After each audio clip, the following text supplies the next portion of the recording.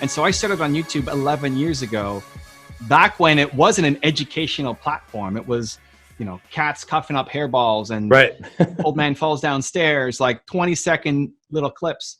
The top 10 series in terms of modeling others and making it into content, the very first one I did was on Kanye West. Really? And he's on my wall back there. Like, I don't know for the video people, you can see it, and audio, you just believe me. I got a giant canvas of 5 people on my wall in my office, and I the dig first one that. down there is Kanye. Have you met Kanye? Not yet. I actually want to do, if I had to pick one interview, it would be Kanye, because I think he's been done a massive disservice in most of his interviews, where people are trying to get like the gotcha moments. They're setting him up for bait almost every time in his interviews. There's a few really quality ones. And Kanye almost always steps into the trap and like goes crazy on something, and that's all people ever hear. But dude's a genius. Like, dude went from just doing beats to then being a producer to being an entrepreneur. He had more Grammys than anybody in history at his age. Like, he's a legit entrepreneur. And why I did it was a buddy of mine wrote a blog post talking about the Kanye T-Swift issue. And it was like 5 years after it or something. It's like, why are we still talking about the one thing that Kanye did that, you know, he put his foot in his mouth? How about you try to learn from him, right? Like, if you want to be the greatest you, how about you learn from people instead of just poking holes? Like, I got Steve Jobs up on my wall. Was he the greatest father of all time? No, I don't want to be a dad like Steve Jobs, but you can be a visionary like him. It's like, why don't you try to learn from guys like Kanye instead of just pointing out the negatives? So the first top 10 I did was for my friend, Mark, who made that blog post, to say, Mark, go watch this video. And it was just top 10 greatest things about Kanye that you can learn from. So like, one of the stories there is, you know, John Legend? Yeah. So John Legend's real name isn't John Legend.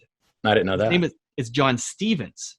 I didn't know that. And John Stevens and Kanye are friends. Yep. Which already seems weird. Like, John Stevens, Legend, feels like the nicest person alive. Yeah. On the planet. And then like, how is he friends with Kanye? How does that make sense? And so at the start of John Stevens' career, they're sitting in a bar in Chicago, and John Stevens says, I feel like I have an old soul. Like, I don't like belong in this era of music. Like, I'm from the Sinatra kind of era. Sure. And Kanye says, you should call yourself the legend. And John Stevens says, I can't do that. Like, what if it doesn't work out? I'm at the start of my career calling myself a legend. And he convinced him to change his name to John. And so even if you hate Kanye, even if you think like he's the scummiest person alive, awesome. Are you a friend to your friend like Kanye was to John Stevens? Like, do you believe in your friends that much and push them to do great things? Right? Like, learn from that. I like that. I love that about you. You can find something good and positive in anyone who has done something great. And, you know, I've been in the same room with Kanye a few times. His first cousin is a really, really good friend of mine. And you got me thinking, like, how do I connect this? How do I make this happen? I connected Let's do it, brother.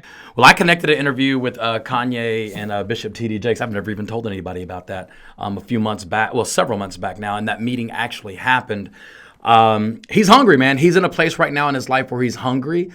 He doesn't want any BS. I mean, he wants people to shoot him straight, but he's literally, you know, hungry for that next level in life. And you can see what he's doing right now. He's living a life of service. And I've been in the room with it, and I'm telling you firsthand, you know, his services that he does has nothing to do with him. As a matter of fact, he may touch the microphone maybe for 120 seconds. Other than that, it has nothing to do with him.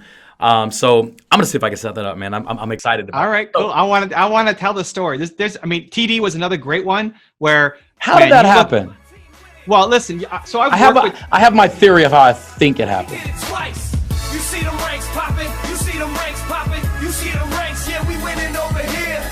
You see them ranks.